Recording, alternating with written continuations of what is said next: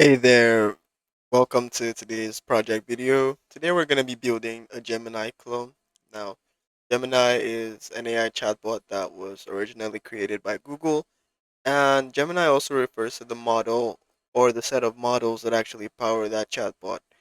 Now, the chatbot we're going to be building today is we're going to be using Svelte 5 to build that and Svelte-kit. Now, it's not the traditional chatbot in the sense that if I gave it a prompt and it responded, I can't add to that context of it responding. Whenever I prompt again, the whole context is going to get refreshed and we don't have any history. And also, this multimodal feature is over here, which is to prompt the model with an image or to prompt the model with some sound, like our voice. It's not working. I actually scaled those down.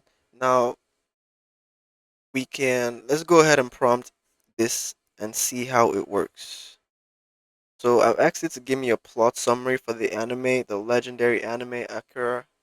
Akira. Am I pronouncing that right? I think so. Anyways, let's see it in action. We get this nice loading state, and in this drawer we get this um our recent prompts get passed into this drawer over here. And yes, we have this nice typing animation or effect because it's not actually an animation. It's an effect that gets done. Well, I'll show you how to do that. And some other new Svelte 5 and Svelte-kit functionalities like routing and API routes. So if that makes you excited as it does me,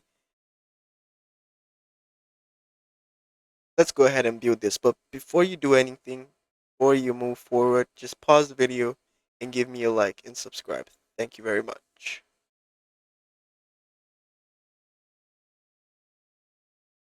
We're going to go ahead and open our command prompt so that we can scaffold this application. Now I'm going to move some directories because I don't actually want to scaffold my project in that Olanar directory, but you don't have to do this if you have the correct directory that you want to scaffold your project in. Now that we're here, I'm going to go ahead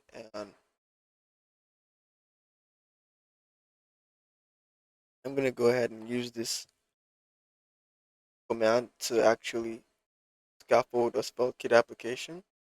It's pm create spelled at latest, and for here we're gonna pick what the name of the application gets to be.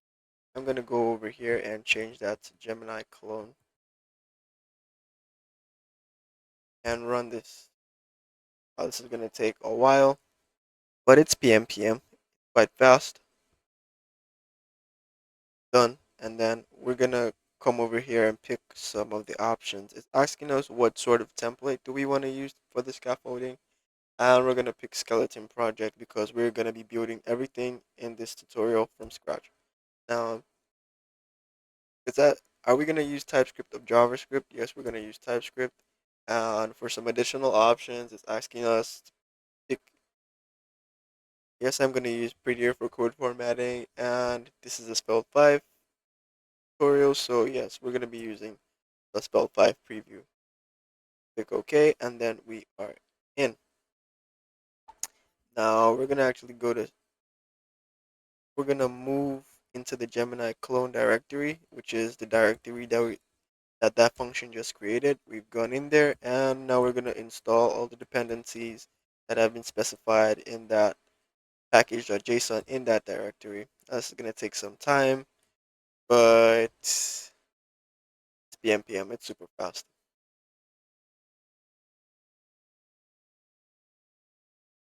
Now that's done, we're going to go ahead and add Tailwind CSS into this tutorial because we're going to be using Tailwind, primarily Tailwind for styling.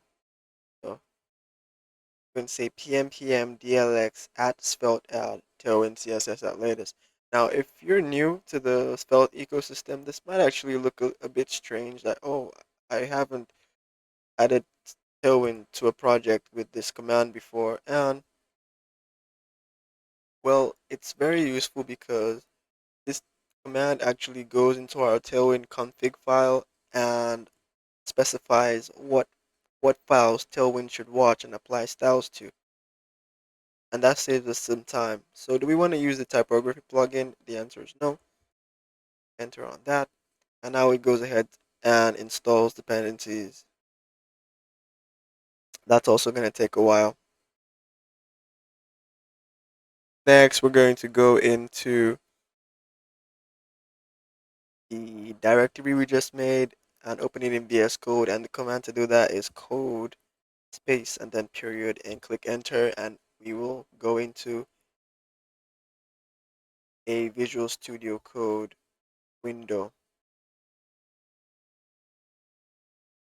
Great. And our application is successfully scaffolded and we can begin building.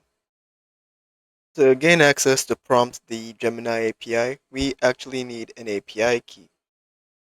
In order to get one, make sure on the browser instance that you're running on, you have a signed in Gmail account or Google account. Right over here, you can see mine. And then you can come into this website or this URL, aistudio.google.com/app/API key. Now, we're going to go ahead and click this button, create API key. But then they're going to ask us to search for Google Cloud projects. And before they even do that, if we have any Google Cloud projects, they be listed out under this impute bar. So we don't actually have any Google projects. Now what we're going to do is we're going to come over to this other website, which is developers.google.com/workspace/guides/create project. And we're going to go and create a Google Cloud project.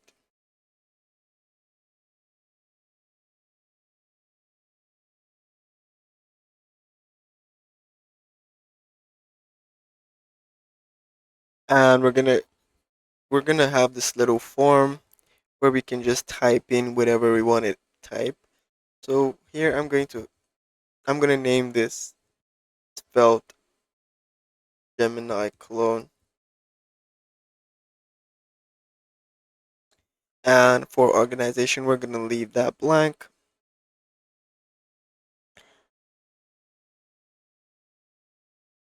And then we're gonna create. Oh, we can't use underscores. Now you can name this whatever you want. I'm just naming mine Svelte Gemini clone. If I can spell that correctly. Spelled Gemini clone. Yep, looks pretty good. Then we go ahead and click on create. And this is going to spin up a new project for us. All right, now our project has been created and we can come over back to the AI Studio for the Gemini API key. And now we're going to click on create API key. And boom, we see the Google project that we just created. And we can go ahead and click this and we can say create API key in existing project.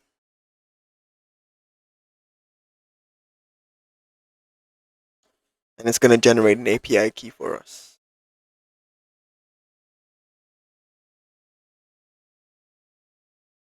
All right. I will definitely be deleting this application after I've built it so nobody comes in here and starts abusing my API key. That's why this is open for you to see. I don't have any problem with that. So I'm going to go ahead and copy this and we're going to put it in an environment variable in our Svelte-kit application. Now we're going to go ahead and come into our application, and in the root of our application we're going to create a new file and we're going to call it .env, and we're going to say secret Gemini API key equals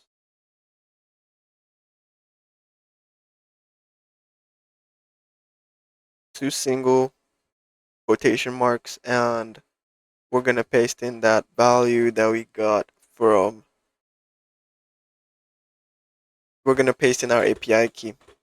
Now, if you're new to Svelte-kit, this .env file is how we keep our environment variables. And basically, if I prefixed an environment variable with secret, it's a secret API key. And that means it can only be called in server files. And if I prefix it with public, it can be called in both server and client side files. Now it's just coming to me that actually we did not run our application to see if everything was going up all right after scaffolding it. So I'm going to come over here and try to run this application. I'm going to say pnpm run dev. That's how we run applications.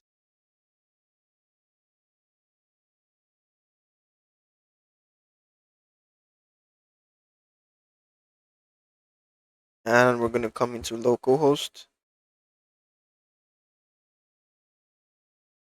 And yeah, we see this very basic page.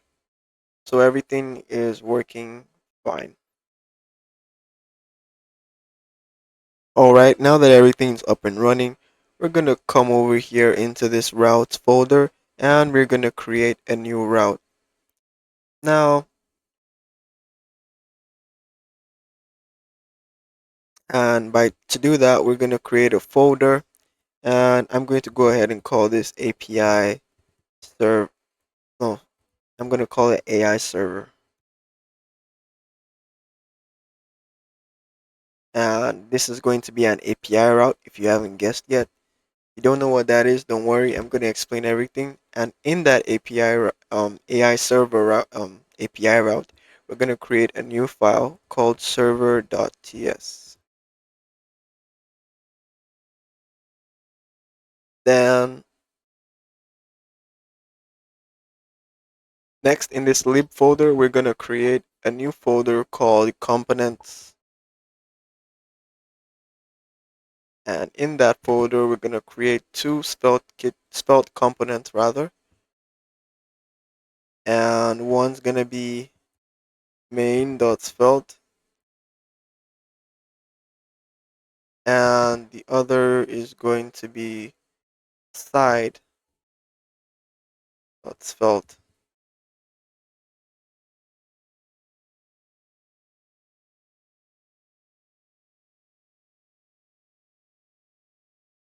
Next, in our integrated terminal, we're going to go ahead and install one more package, and that's the Google Gemini, or sorry, Generative AI package, where we're going to get some of the things that we need for this project from. I'm going to be using PNPM, and we're going to go ahead and install this. Now look at the command, PNPM install at Google/generative AI, and we're going to click enter on that. It's going to take some time. Next, we're going to come back into this AI Studio um, website, and we're going to go into the new chat or create new prompt, chat prompt. We're going to go in there and we're going to pick our model to be Gemini 1.5 Pro, and we're going to get some boilerplate-ish code, and we're going to change it from Python to JavaScript, and we're just going to copy all of this and paste it in our project. Now this is just boilerplate-ish code, so there's no need to worry much about it. So I'm going to come over here into my server.cs file, and I'm going to paste all of that in.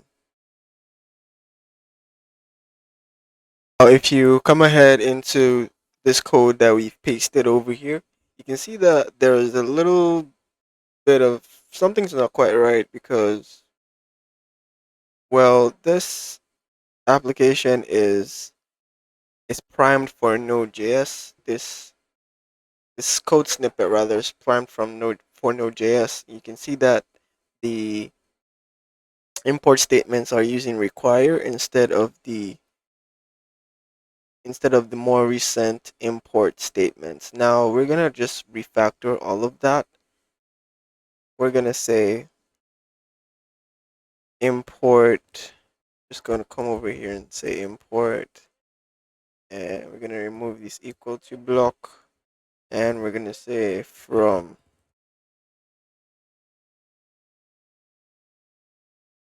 We're gonna remove the parentheses, and we should be fine.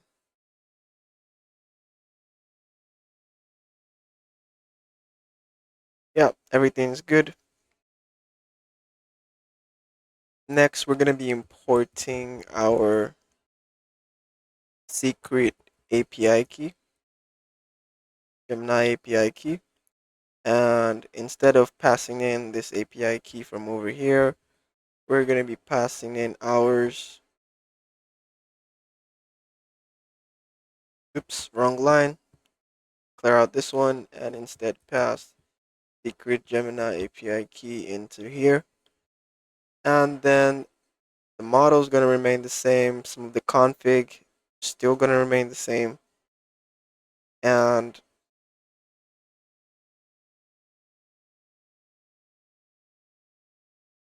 we are going to refactor this. I'm going to say I want this to take in a parameter called prompt and I want it to be of type string.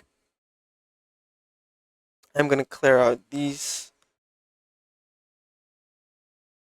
and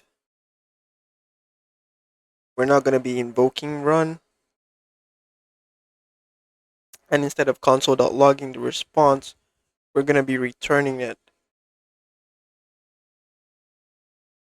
We're going to be returning the result.response.text. So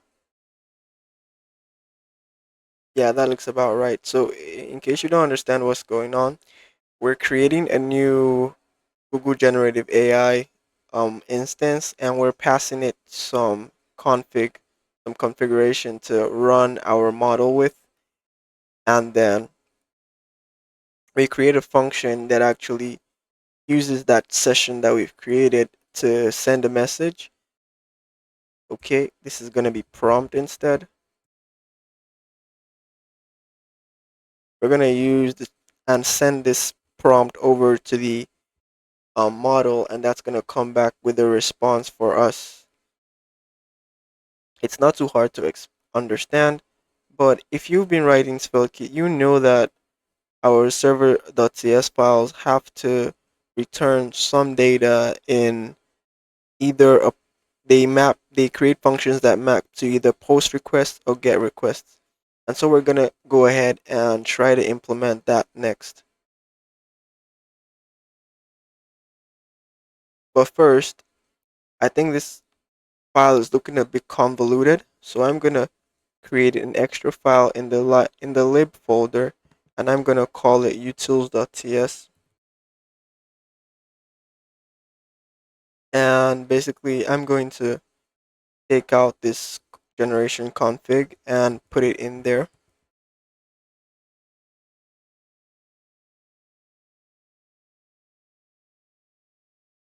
Just come in here and post that, and we're gonna export this generation config.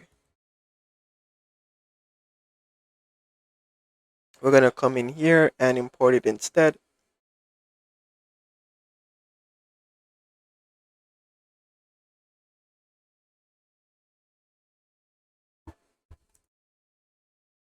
Generation config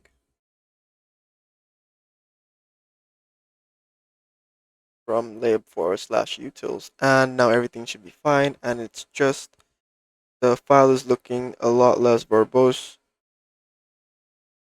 So now we're gonna create a function that maps to the post method for an HTTP request, because basically from the client side, we're going to be sending our prompt over to this AI server that is going to return whatever it is that the Gemini model sends back as a response.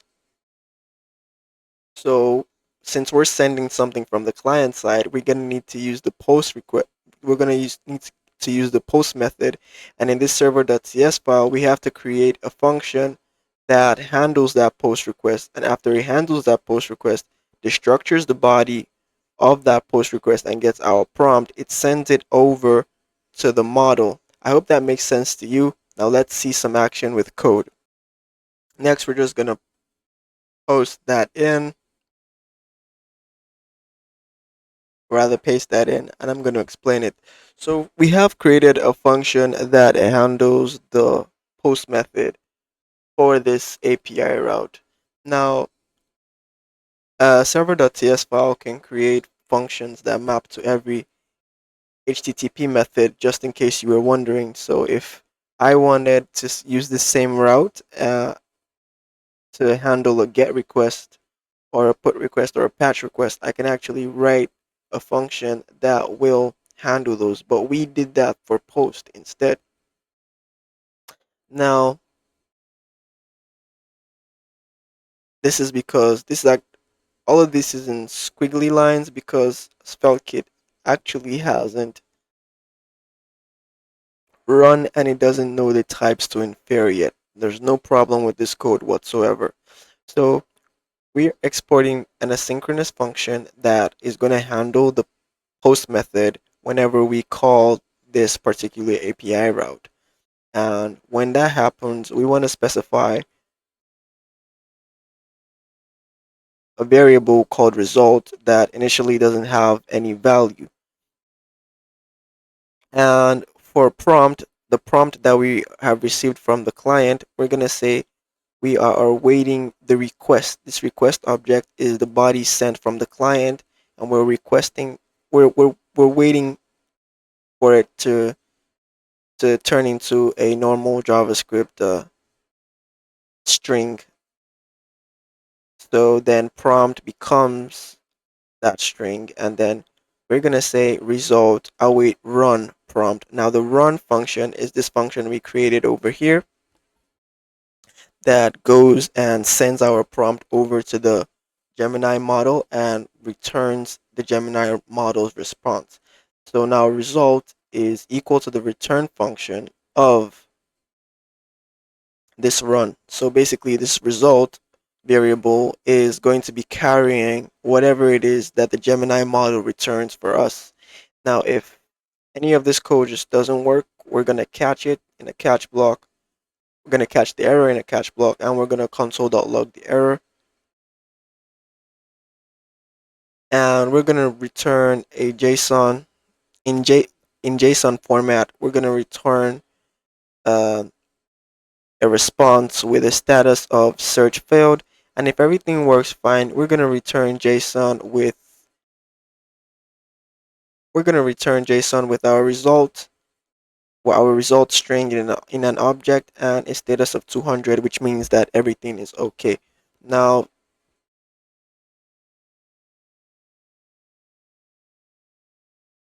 this JSON is underlined as red because we're actually supposed to import it from Svelte-kit, so I'm going to go ahead and do that. So I'm just going to come over here and paste that in. Now we have JSON from Svelte-kit and no more red squiggly lines. And as for this, once we run our development server, we won't be getting those squiggly lines anymore. Now that we're almost done with the backend, let's go ahead and create our user interface. Now, before we actually get into making the front end, there's one more package that we need to download, and that's Lucid Svelte. I used it for all the icons in this project, so we can go ahead and paste that command in.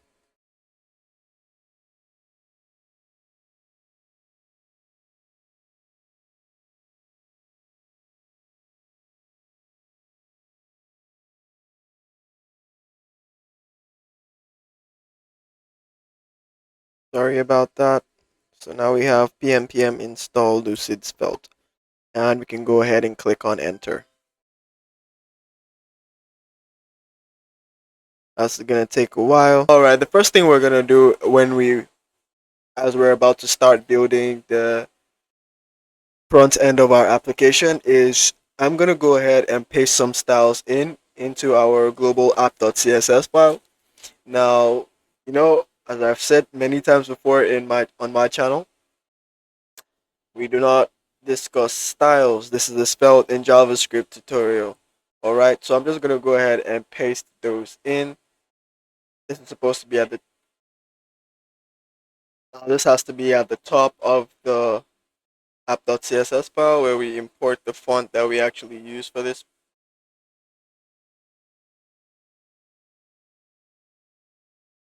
And these have been specified before, so there's no need to specify them again.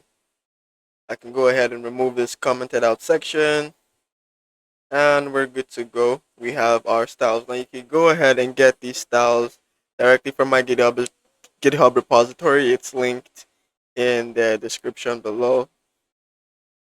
All right, now let's get right into it. First of all, we're going to come into the main.svelte file, and we will create the all-encompassing div where all our other markup is going to stay.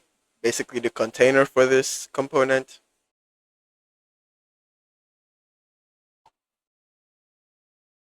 And we can go ahead and paste that in, and I will close that div off.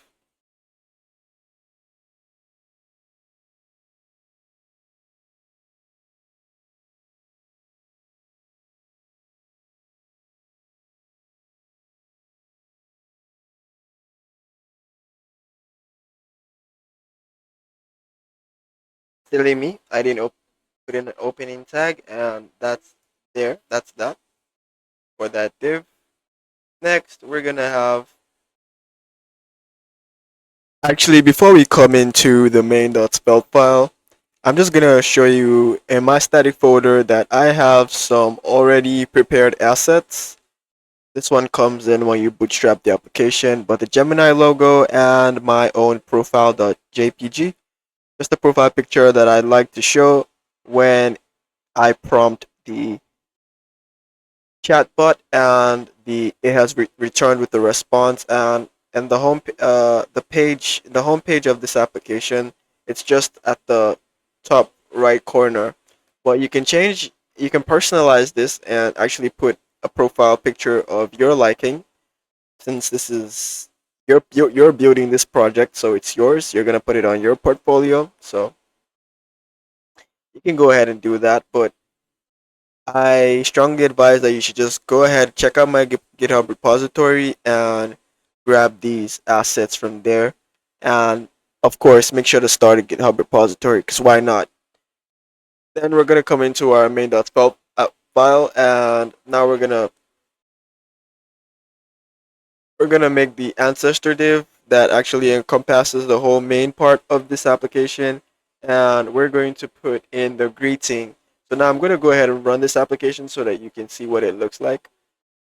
And again, this is just markup. There's no JavaScript, nothing difficult to be explaining. It's just an ancestor div that has two divs within it. One that has this paragraph tag that has Gemini in it, and my profile image just right next to that, and another div with a paragraph tag that has a greeting saying hello there, how can I help you today. Now let's just go ahead and run this application and see what this looks like. Of course, we just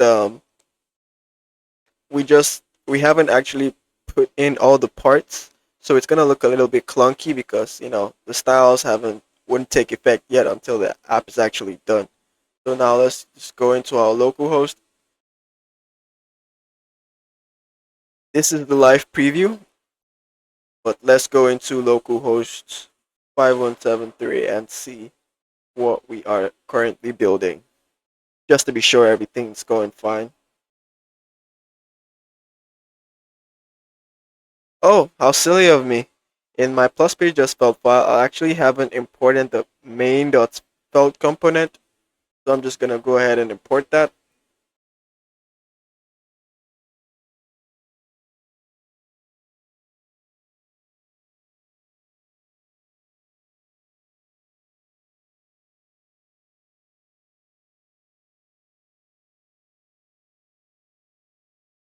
Main.svelte.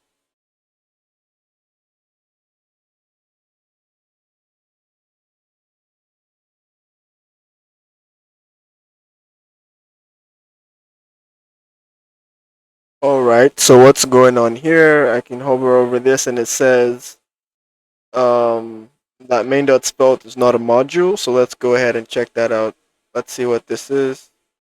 Oh, it says our div was left open.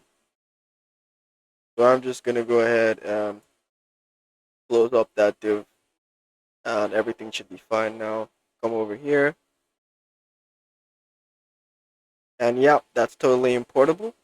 And we can go ahead and delete all of this and just put main in here.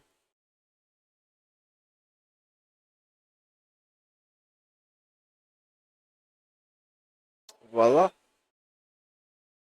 And apparently I've gotten this error over here says that I've missed a route file prefix for plusserver.ts file. So I guess when I was naming my plusserver.ts file, I forgot to put the plus in front of it. Pardon me for that. I'm just going to go ahead and put that plus over there. And the app restarts, and that's that. But then there is one more thing, because even within the plus page.spelt file, we have a main element that encompasses the main and the side components. So I'm going to go ahead and write that markup right now. All right, now I can go ahead and paste in that and take main to be in the middle of that main. Main in main. A little bit funny. Well, you might have noticed that almost all our TypeScript files are in red. Well, I don't know why, but it seems something's up with the compiler. It's just acting really funny.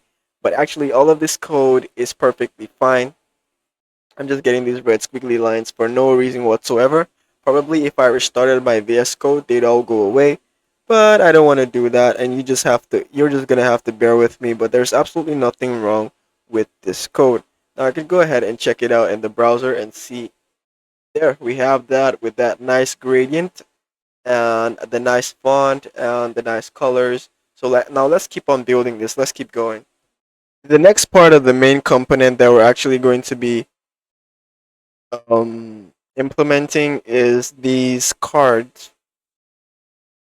Now, previously, or you would expect that this card would be a component, right? Because all these cards are common. They have the same style and they have the same layout. They have some text, and then they have some icon over here, and then if you click them, they go ahead to prompt the chatbot with the text that they have displayed within the card. So that's a component. We're just gonna make an array of prompts, and then use that array to actually map each one to a card, and then they'd all run that function with the prompt that gets passed on to them. Well, in Svelte 5, there's something called snippets. Because this is not a super large application, and I didn't want to have to create an extra file for, I didn't want to have to create an extra file to actually make this a standalone component. I actually made this a snippet within the main.spelt within the main.spelt component. One of the things that Svelte developers had been advocating for before the release of Svelte 5 was, previously components didn't have a way to export more than one component. So every component, no matter how small, no matter how unmajor it was, would always have to have a separate file of its own. But in Svelte 5, we had something called, we were provided with this feature for snippets, which are basically components that we can define in another Svelte file, and we can map through them, conditionally render them. They're just components, but they don't have a standalone file, and they are declared or created in another Svelte file. So enough talk. Let's actually get into what that's about. But first of all, the we're gonna be importing the icons that we used over here from the library that we added to our project earlier, Lucid Svelte. Very nice library. You should check that out for your icon, Svelte icon components. So I just go ahead and post that into my script tag, and I'm going to be importing the necessary icons that we need for this main.svelte component. So now we're going to go ahead and define our card snippet. So this is how we do it. We open these curly brackets and we put in this hash and then the snippet keyword, and we're basically saying, oh, whatever comes after this snippet keyword is going to be how we call or what we're going to use when we want to render in this case it's card. And then card is going to be taken in a parameter called object. You can name this whatever you want. In my case, I named the object. Just as I said, this is basically a component but just within or declarable within another component. It takes in a parameter just like a component would and uses the properties of that parameter to map or conditionally render things in different ways. In this case, our object has a prompt and it has a category. So whatever the prompt is, we just want to render it in this paragraph tag up over here. And if its category is equals direction, we're gonna below it we're gonna have a compass icon. If its category is ideas, it's gonna have a light bulb icon. If its category is message, it's gonna have this message square. And if its category is code, it's gonna have this code XML icon. So basically, it's just as I've said again, a component that is callable and we can give it different parameters and it's gonna render according to the parameter that is passed. Now, obviously, we're gonna need some messages or we're gonna need some prompts or in this case some objects so that we can actually use to map this card. We can actually use it to map this card. And I'm gonna go ahead and define it in our utils.ts file because I don't want to be defining too many things in over here in our main.svelte file so that things don't get messy and convoluted. So I'm just gonna go ahead and copy and paste those in. Again, this is something you should probably get from my GitHub repository because it's gonna be a little bit cumbersome or monotonous to type. So now I'm gonna go ahead and paste those in.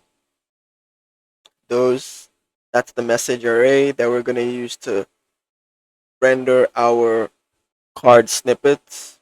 So for every object in this message array, there's going to be a snippet, and the the card snippet can read what the category is and then use that to conditionally render the correct icon, and the prompts just straight up get rendered either ways.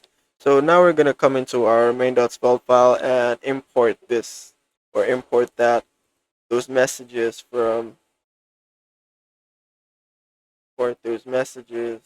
from the library folder,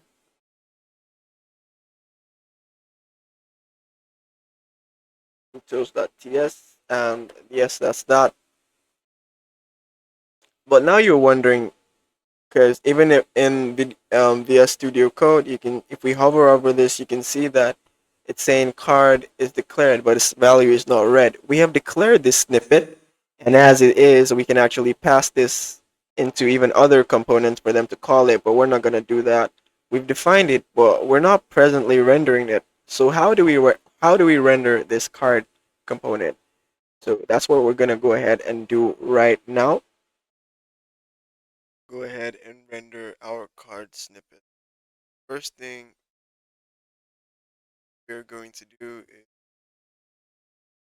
snippets are going to be if then we're going to have an each block that goes through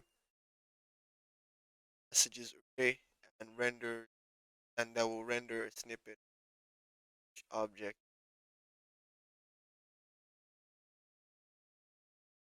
And to actually render the card snippet, we're just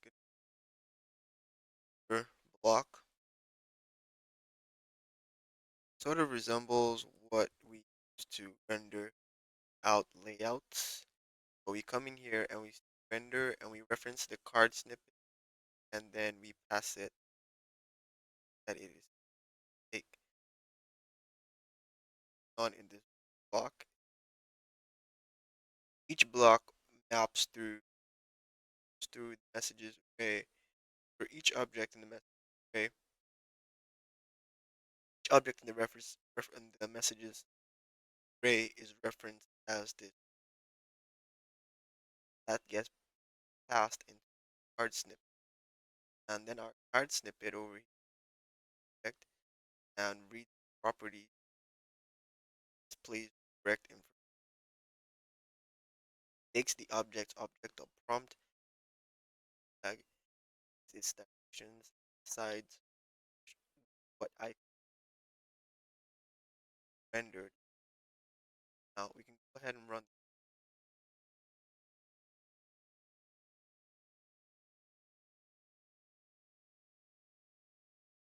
the browser.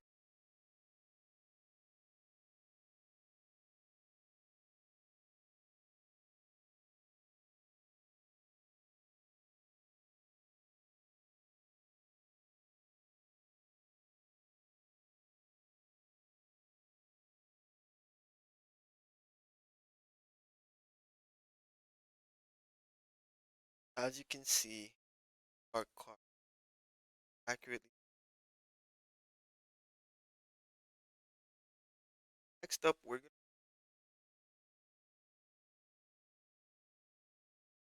going to component of the and for actually creating or writing its main.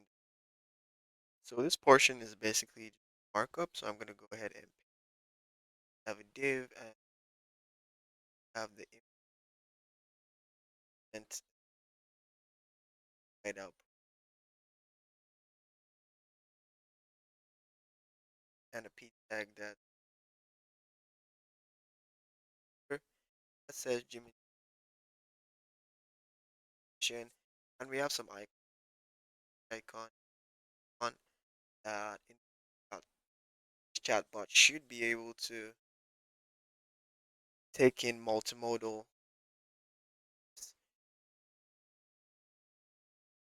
because I have actually stripped the picture away.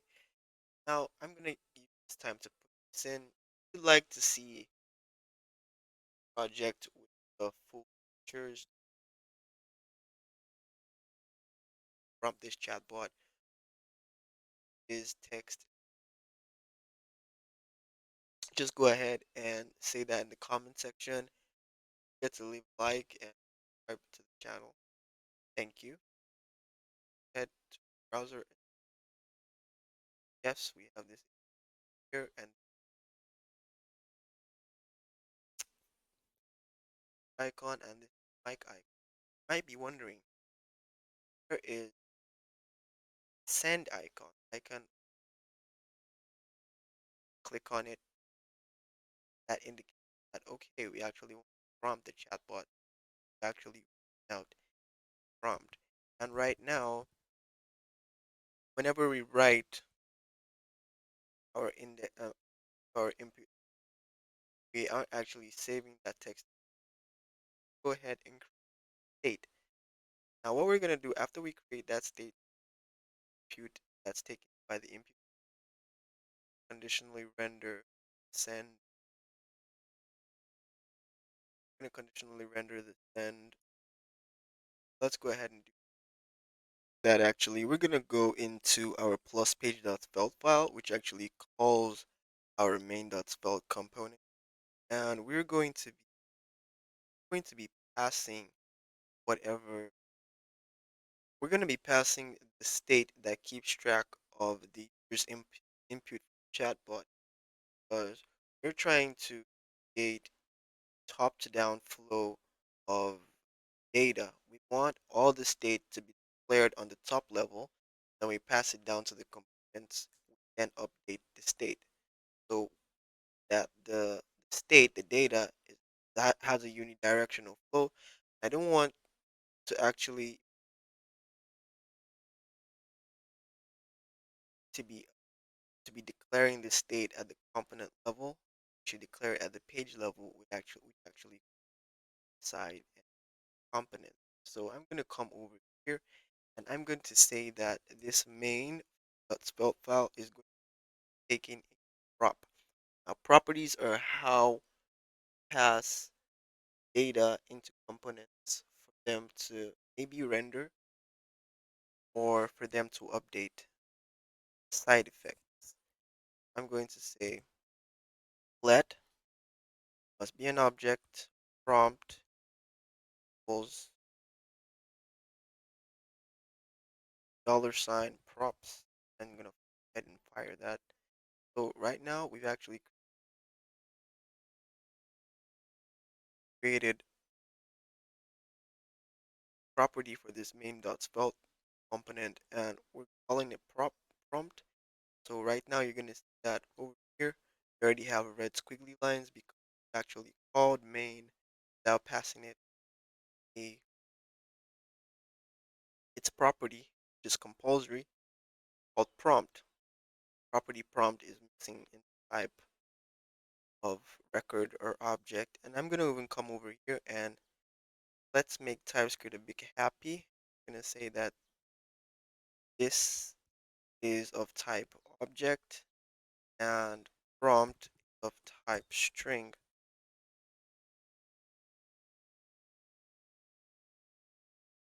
And let's not forget to say that our language is TypeScript. And now everything should be fine. So I'm gonna come over here in our plus page.help file and actually define the stateful value. I'm going to say let prompt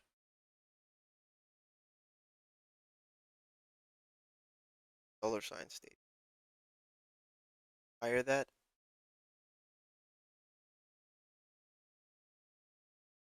prompt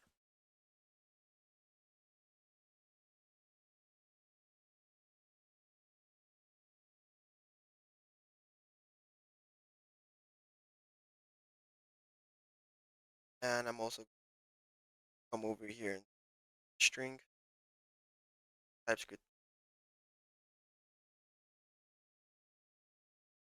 Or better still, I can do this and automatically ensure that the type was a string, and we would initializing it or instantiating prompt as an empty string, which is good enough. So we define prompt over here, pass it into main.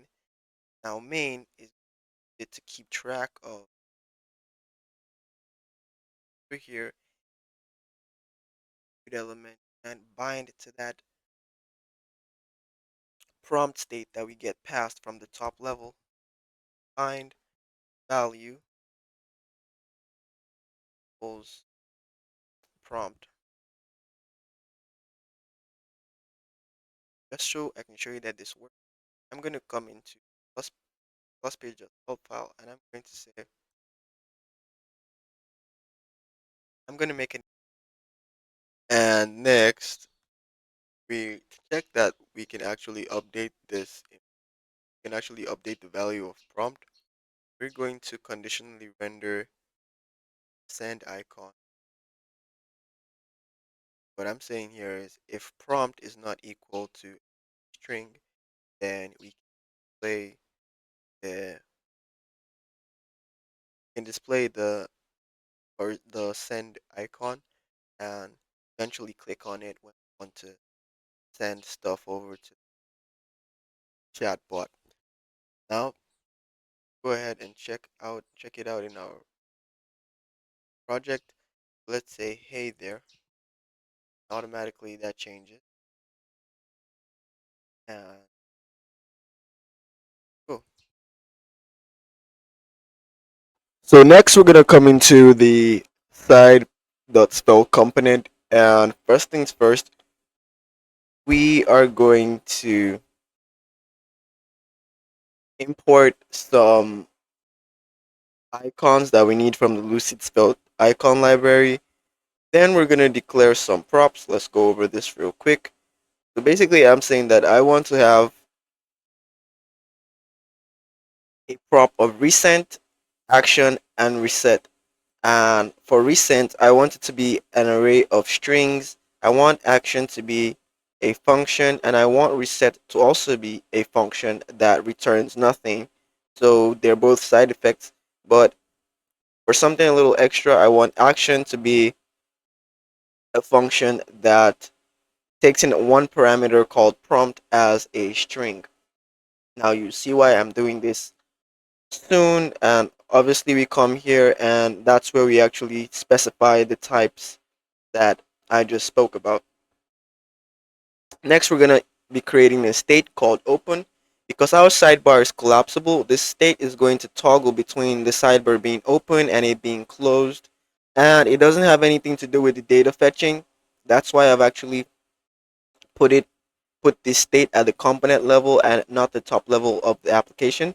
And next, we're going to paste in a lot of the markup, and I'm going to go through that also.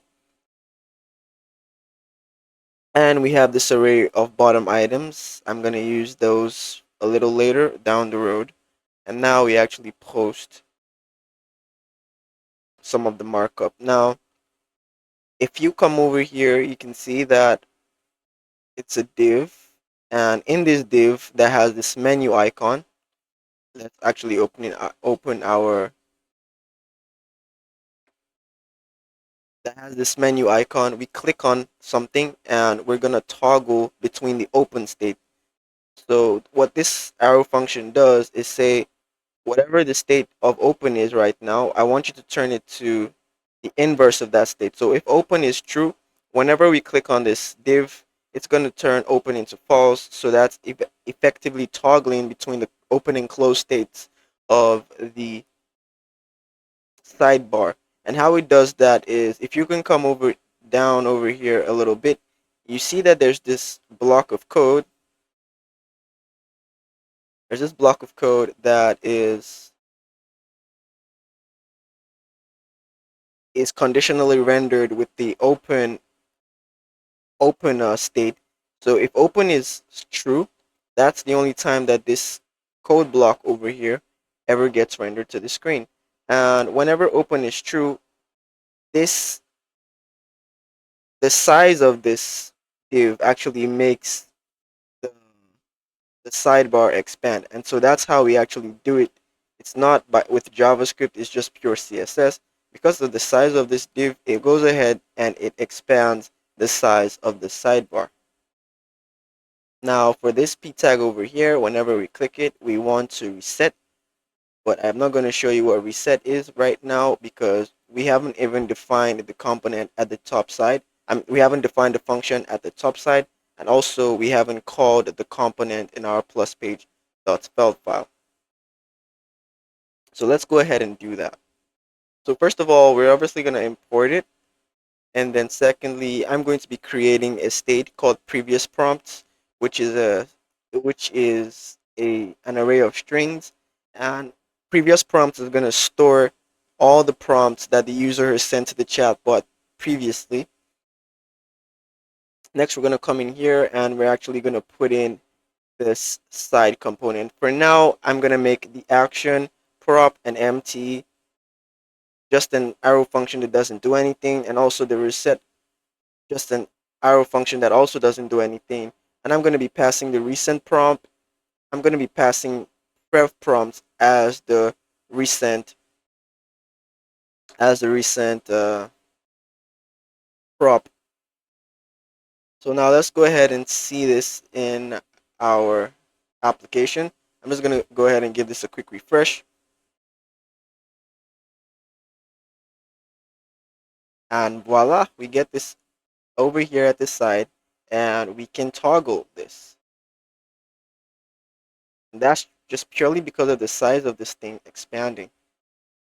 So whenever we click on this menu button, as I said before, it toggles the state of expanded.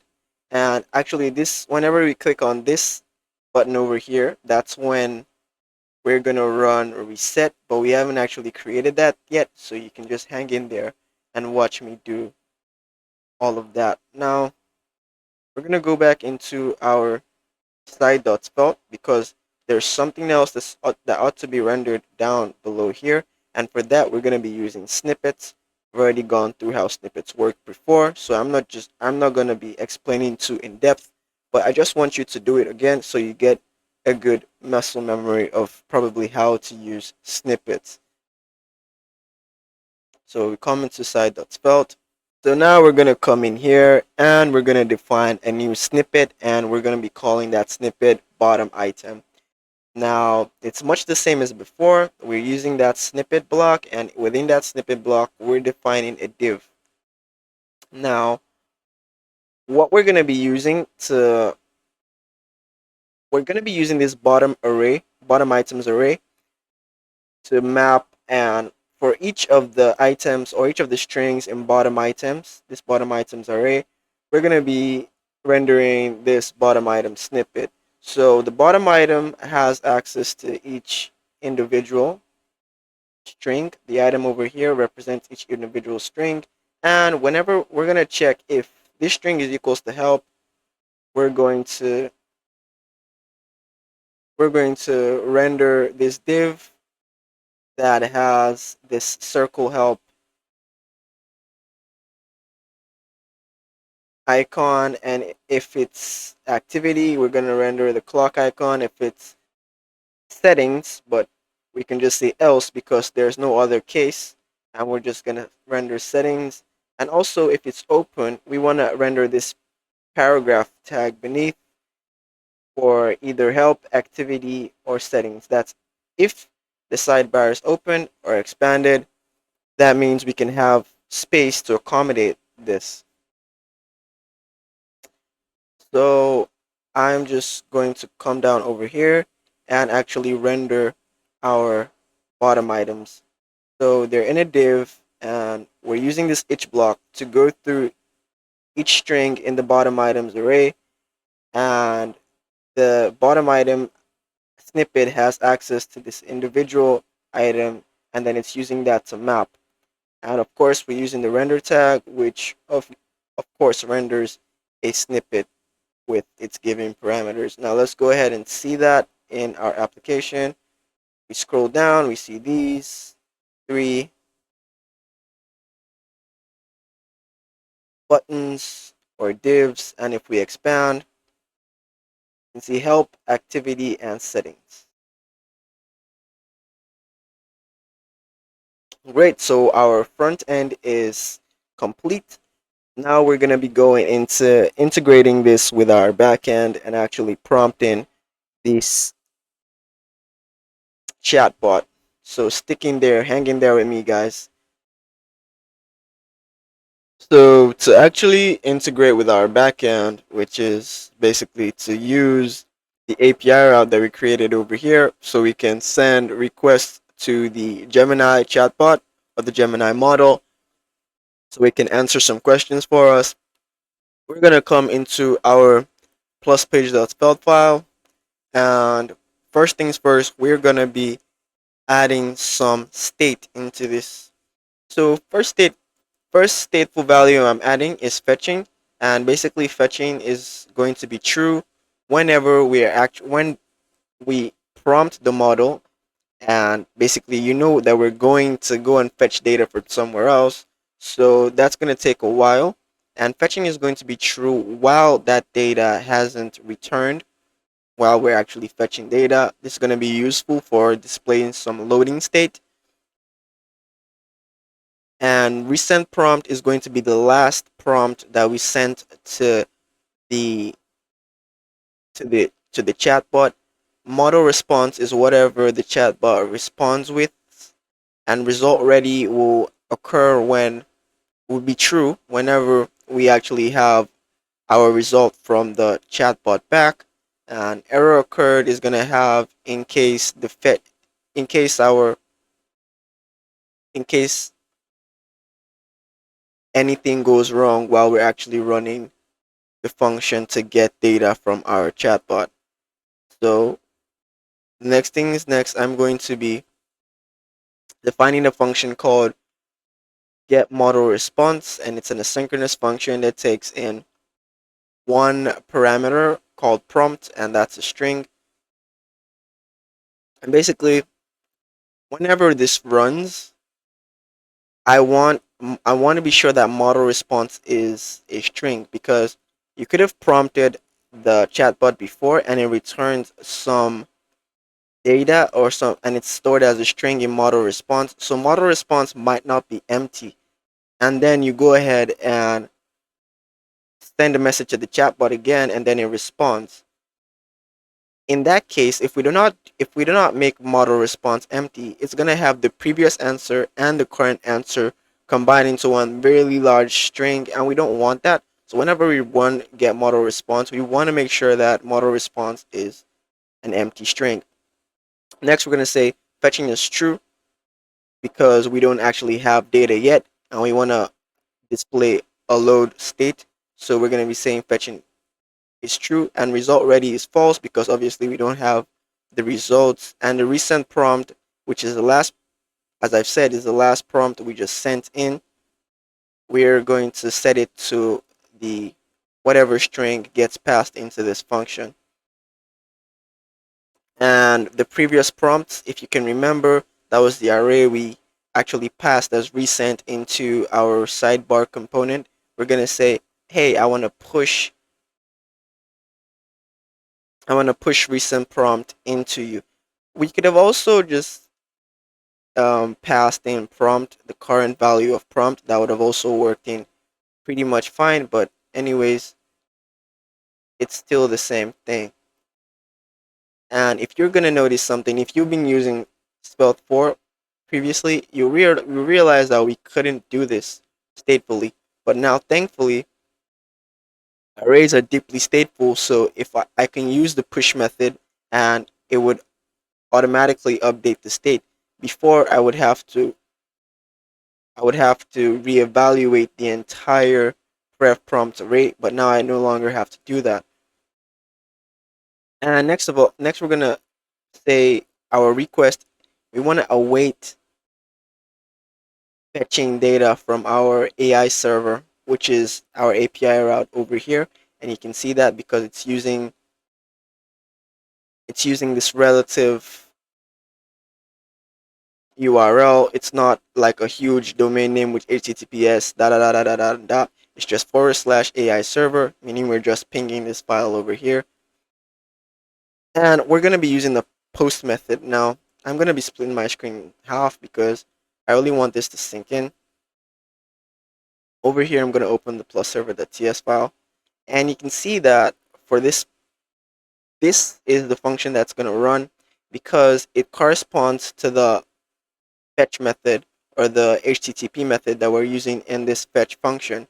In this case, it's post. So whenever this server gets this response, this body runs.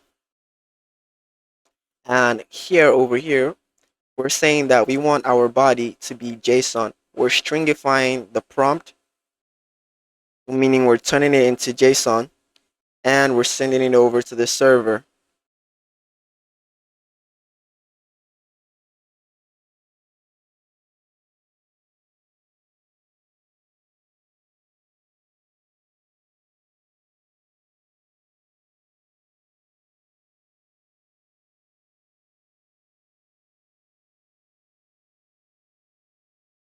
And we're sending it over to the server. When the server gets that, it's going to parse this body. Const prompt equals await request.json. Now, what's in the request body is our JSON our JSON string, which is this prompt string over here. And now we're parsing that so we can actually extract the actual string. And then we're gonna try, and we're gonna say that result is equals to. We're gonna go ahead and run this asynchronous run function over here, which actually goes. This is actually the function that actually goes and sends our prompt over to the Gemini chat model, and it returns us some text. Now that we have that text over here, there's no need to parse that because it actually comes back as text. we will return that text as JSON down over here and say that our status is 200. And if anything goes wrong, we're just going to console.log the error and return JSON with status search failed. I will now be closing this because we no longer need it. And once that returns, we get that as our own response. And for now, you don't have to worry about this, but we use it when we want to make the illusion of the chatbot responding as though it were typing or texting. I'm going to explain that later on. And now, once we've gotten our response, which is the text over from the server, we're seeing fetching equals false because we're no longer fetching, and we actually want to display the result. So we say result ready is equals true. If anything goes wrong at all during this process, we want to say an error occurred, else we want to say, and we want to turn fetching equals false because we're actually no longer fetching, the fetch has failed, and we want to console.log the error. Right now, first things first, I'm going to pass get model response into our main component so that that send button can actually run that function whenever it gets clicked on, because that's when we want to go ahead and query data from the chatbot, or get an answer to a question from the chatbot when a user clicks on that send button. So I'm going to be passing this get model response into our main component over here. And to do that, we're going to be defining some more props in main.svelte. And main.svelte is also the component that's going to show the loading state. So we're definitely going to be defining some more props on main.svelte.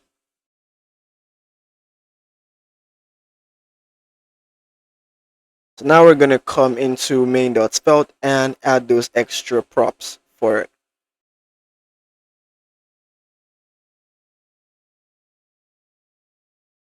So what we're going to be passing in get model response, which is the function to actually go ahead and send a message to the chatbot. Fetching, which is the load state. Result ready, which indicates when our chatbot has responded with an answer. Resend prompt, which is the last prompt we sent to the chatbot. And model response, which is actually the answer that the chatbot has sent. And we're passing this as prompt because all this state is defined on the top level, not on the component level. And TypeScript is absolutely mad at us because obviously we haven't, said what types these are. So I'm going to go ahead and paste this in. Yeah, that's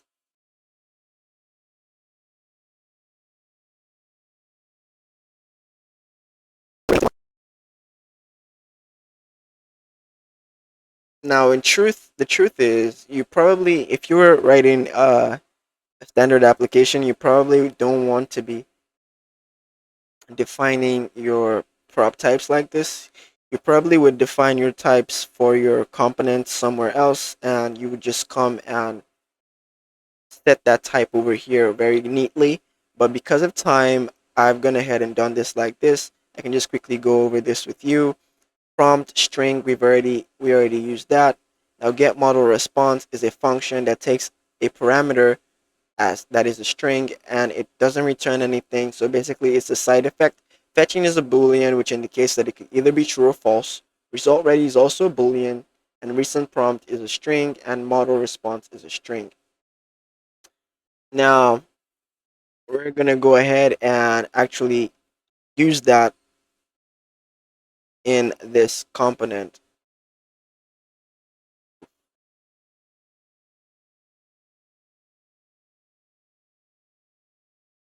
All right, first things first is we're gonna come into the plus page.svelte file and actually pass the props that the main component requires. Then we're gonna go into our main.svelte files and shake things up a lot because there's a lot to do. Now first things first is we are going to be bringing in this rather daunting looking snippet, not a snippet, actually, markup.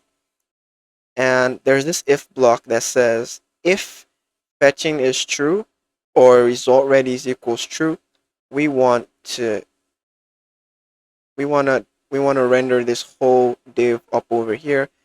Whereas if result ready is true and fetching equals false, we want to render this.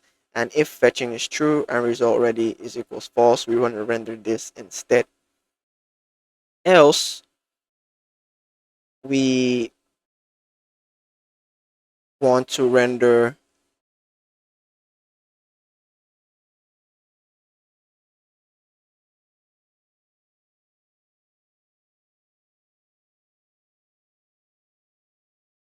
else we want to render what was available on the screen before, which is the greeting.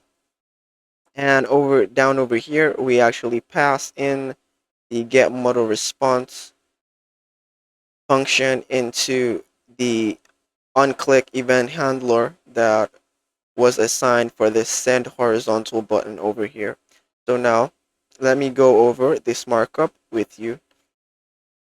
So basically what we're saying is if fetching or result ready is equals true, then we want to evaluate this whole markup and decide what actually gets rendered. When both of them, when either of them are true, that means we do not want to show the greeting div, which is this div over here, this whole div over here. When both of them are true, we don't want to show this div over here. When either of them are true, we don't want to show this div over here, which is the greeting div. And that div or this whole entire markup is only visible when the user hasn't actually prompted the chatbot. Now, we want this div over here before the first if statement to be displayed whether fetching is true or result ready is true. Either one of them are true. This div up top gets displayed, and basically it's just our profile image and the most recent prompt on top, side by side. And then the Gemini logo. Then if fetching is false, meaning we have actually have data and result ready is true, we're no longer fetching and we actually have data, we want to render the response of the chatbot in a paragraph tag over here. And that's why you see this model response thing over here. Now, you might be wondering, what's this HTML expression beside the model response? Well, later on in this video, because our chatbot actually sends everything as pure text, we're going to be turning that text into markup so that it gets rendered properly. Now, this HTML tag or expression beside this model response variable is saying that do not ignore or parse that HTML that gets sent into you, because if I don't put this HTML sign over here, if we were to put, let's say, a p tag, and inside that p tag I wrote my name is monolith code, whenever that string gets rendered in this whenever that string gets rendered, the user is going to be able to see the p tags at the side. But if we use this HTML block over expression over here, those p tags disappear, and it's actually parsing the HTML and displaying it as though it were an HTML page. I'll still visually demonstrate that so that you can get a better understanding. And basically here we're saying if fetching is equals true, meaning we don't have any data yet and we're still fetching, then show this loading state, and it's just 3 HR elements that blink continuously until we have our data. Now that we've gone this far, let's actually go ahead and run this application. Oh, it's already running. So we're gonna prompt our chatbot and see what happens.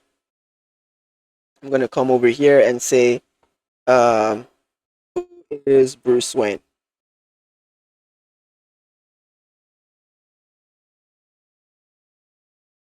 You can see that nice loading state over here, and the portions that show no matter what, which is the profile image and the most recent prompt and the Gemini logo. And this is our loading state. And oh, we do not get data. Why is that?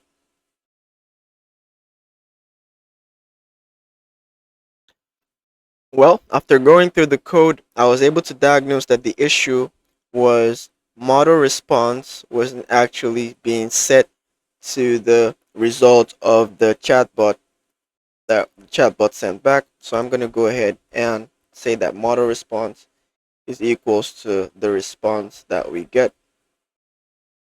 And now I'm pretty sure everything should work fine if I go over here and say, who is Bruce Wayne again?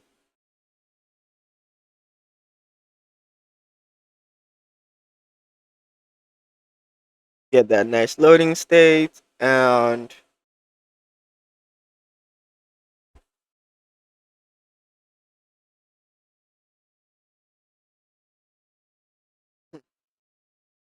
again, object.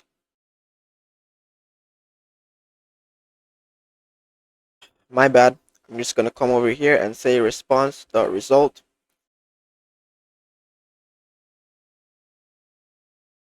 And we're going to have to run that again. I'm so sorry. Who is Bruce Wayne?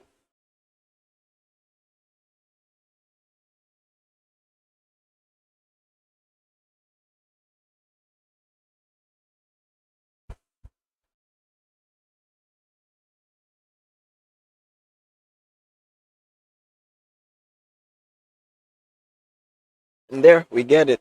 Bruce Wayne is the secret identity of the iconic DC comic superhero Batman.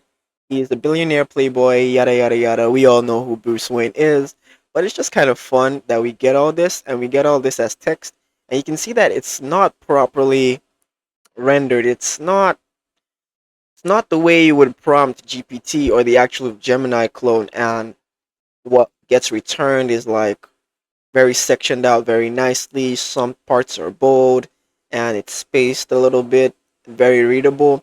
This actually isn't very readable, so we're gonna go ahead and try to solve that. And also, if we come over here into our sidebar component, you can see that we have the most recent prompt passed into this array of recent. If we actually send another prompt over again, we're gonna get another one in the array over here, and it's gonna get rendered. Now these two buttons are supposed to be able to do something, new chat, and if we click on any of the snippets over here, they're also supposed to be able to run functions. So let's go ahead and go implement those. And to give those functionality, we're gonna come into our plus page.svelte file, and we're gonna actually edit this side component over here. I'm gonna clear that out, and for our action, we're passing in get model response, and for our reset, we're passing in this anonymous function and saying we want to turn the state fetching equals false, result ready equals false, and model response equals to an empty string. Now, what's going to happen when we actually run this reset function is we're going to go back to that greeting screen where it's hello there. What can I do for you? That's what this is going to do whenever we click that. Just to be sure that you understand what's going on, I'm going to come back into the side.svelte component and point out where these actually run. Now, if we go to the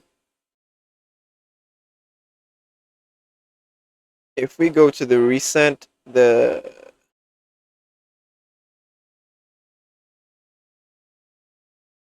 is the part that resets. If we come over here to the recent,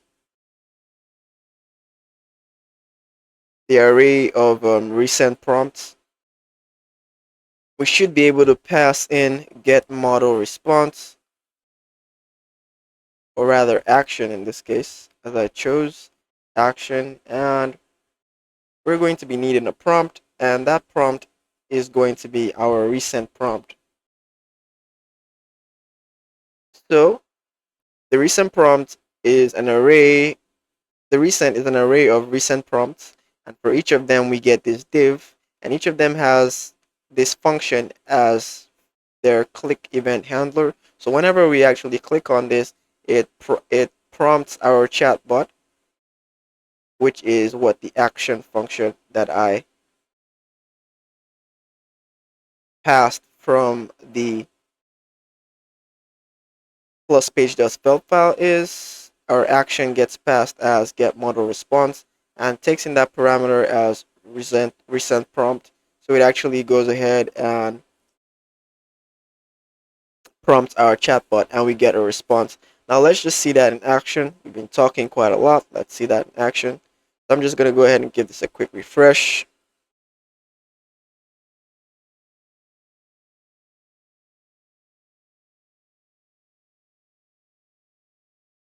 And I'm going to come here and say, who is Margaret Thatcher?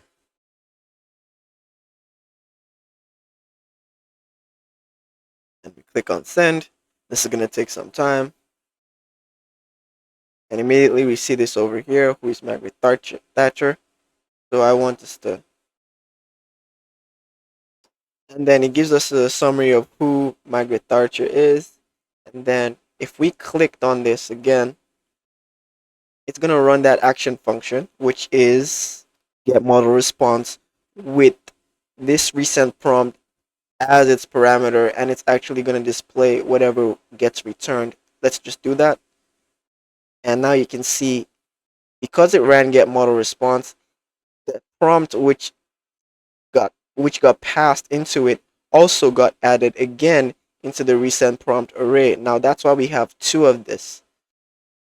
And it gives us another summary of who Margaret Thatcher is. Now if I ran new chat, which is the reset function, I just reset the whole thing and it takes me back to this greeting page. Now let's go ahead and make our model response much more legible and viewable.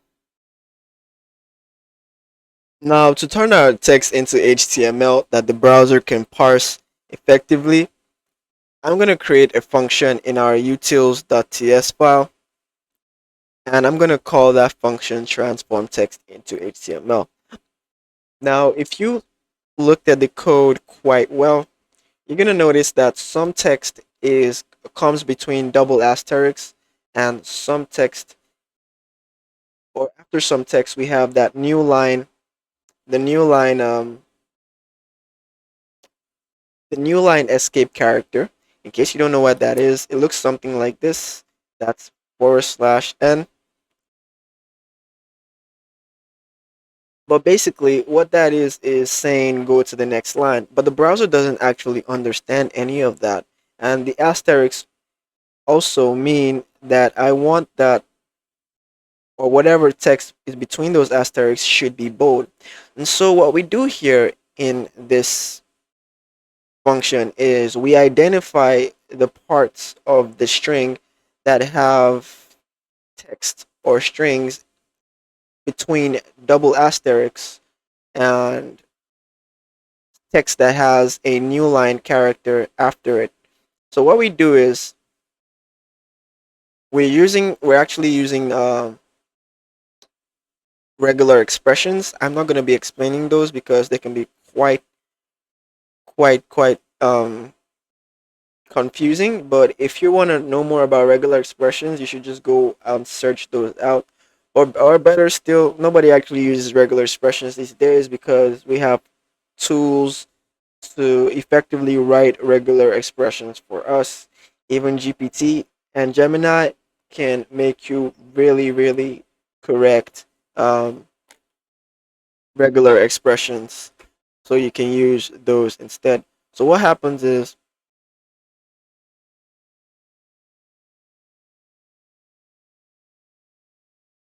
wherever we see double asterisks. We're gonna put the text in there in a bold tag, and wherever we see a new line, we're gonna attach a break tag behind that. And we're gonna go into our server.ts so that what we're actually returning from the server is HTML instead of the string. So we're gonna turn our result.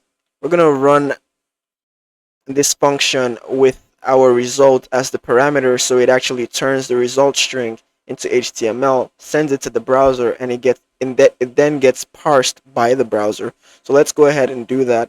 Oh, and of course I have to export this function first. Now let's go ahead onto the server and get that done.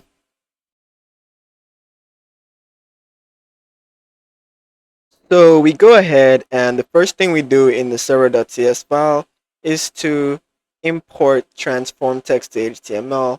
And the second thing is we're going to say after result has been evaluated or set to the value of whatever run returns, we're going to say that result is going to be equals transform text to HTML, and we're going to pass in the previous value of result, and we should be getting our result now as HTML since we return result in JSON format. So let's go ahead and give this a try in the browser.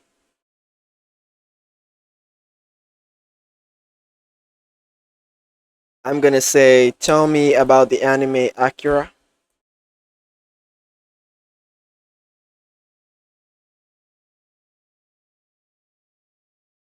and we're gonna click on that button over there.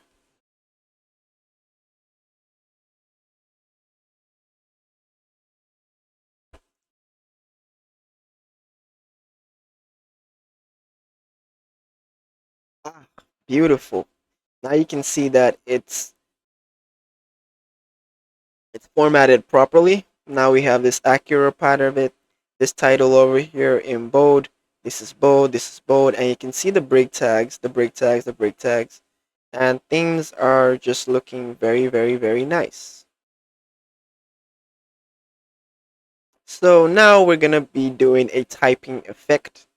So if that excites you, please, the video is about to come to an end. Just give this a like, a subscribe, and I will be posting more Svelte 5 content, Svelte-kit content also.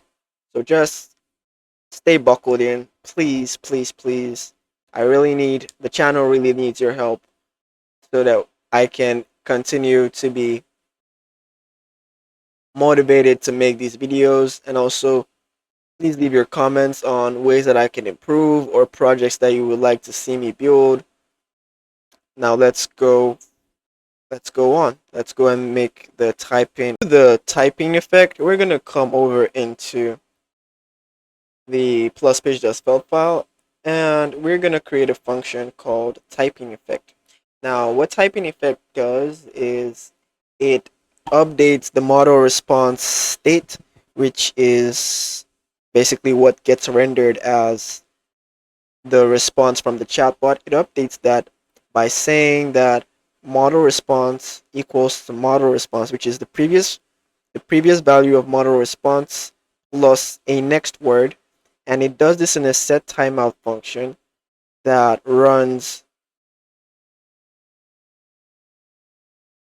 after a delay of 50 milliseconds times an index. Now this might not make much sense in context, but without context, but let's go ahead and integrate the second part of this. So down here in our get model response, after in our try block, which means we already have our data, we're gonna have a for loop. Now this let response array over here, this response array over here that we didn't use previously, now we're gonna use it.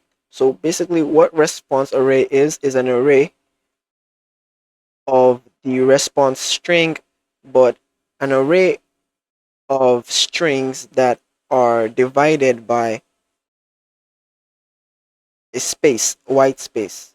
So basically, when response comes back and it's a very, very long string, we take response array, and because of this split function, everywhere there's a white space within this response text, we split and we get pushed into this array. So we have this large array of almost 500 or usually about 500 words, depending on how long the response is.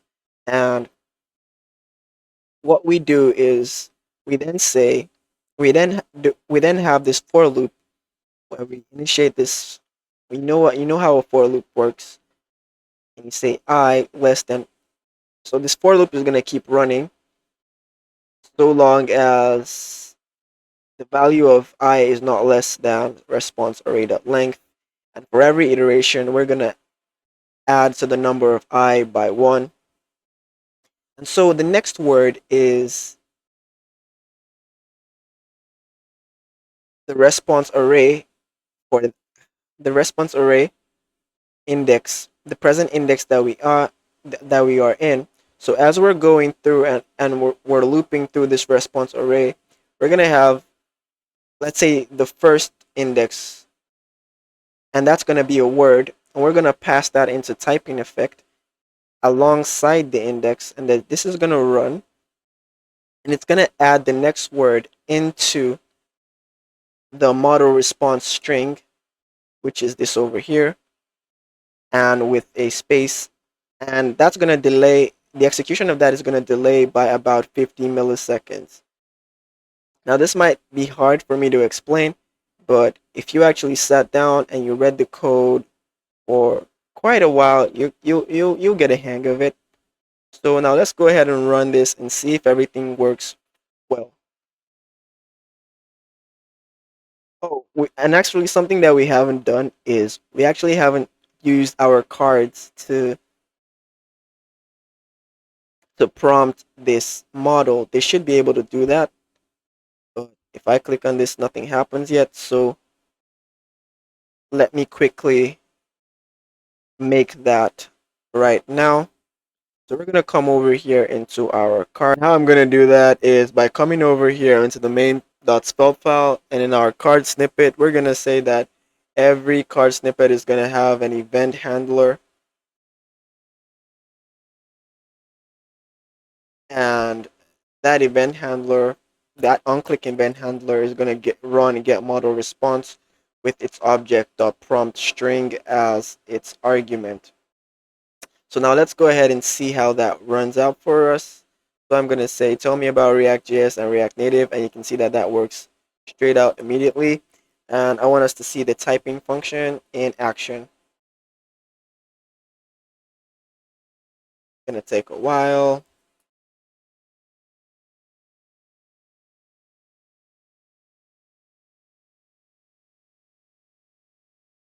And now you can see that it has this typing effect, which is just absolutely beautiful. So that's it, guys. That was it for today. Don't forget to smash that like button, smash that subscribe button, comment what you think about the video and my teaching method. And you can also go ahead and tell me about projects that you would like to see. And I promise that I'll be committed and consistent with actually bringing out Svelte content, because the Svelte community and ecosystem needs to continuously grow. So please and please support this channel. Don't forget to like and subscribe. Thank you. I will see you in the next one.